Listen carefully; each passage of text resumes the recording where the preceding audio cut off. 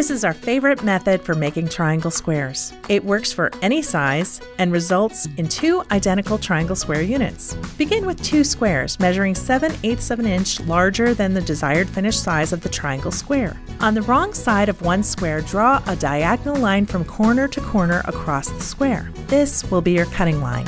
Then draw sewing lines a 1/4 inch away from each side of the cutting line. Place the marked square on top of the other square, right sides facing. Stitch a 1/4 inch away from both of the marked diagonal lines. Cut between the rows of stitching to make your triangle squares.